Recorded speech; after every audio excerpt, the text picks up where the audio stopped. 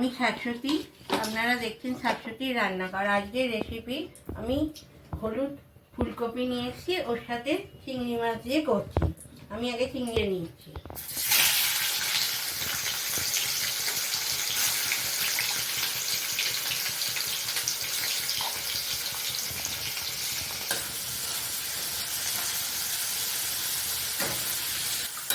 এবার আমি চিংড়ি মাছগুলোকে তুলে নিচ্ছি। ওই তেলে আমি তেজপাতা, লঙ্কা আর গরম মশলা ফোড়ন দিয়ে দিচ্ছি।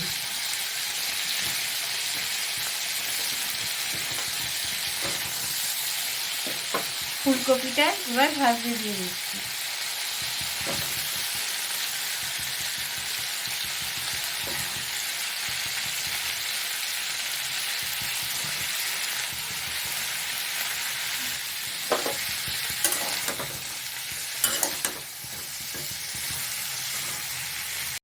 এবার আমি টমেটো দিয়ে দিচ্ছি আর কড়াই ফুটিয়ে দিচ্ছি,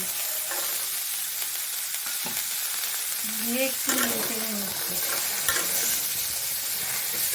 আমি নুন, হলুদ, জিরে গুঁড়ো, আদা সব একসাথে মিশিয়ে মশলাটা রেখে দিয়েছি।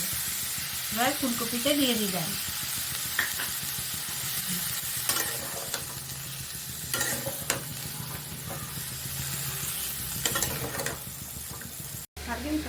এবার আমি চিংড়ি মাছগুলোকে দিয়ে দিচ্ছি।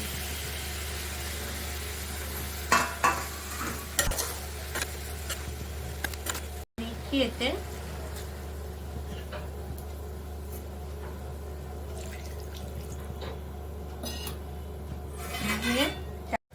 আমার ফুলকপি চিংড়ি তৈরি। আমি এবার নামিয়ে নিচ্ছি। আমার রেসিপি যদি আপনাদের ভালো লেগে থাকে, লাইক, শেয়ার এবং সাবস্ক্রাইব করতে ভুলবেন না যেন।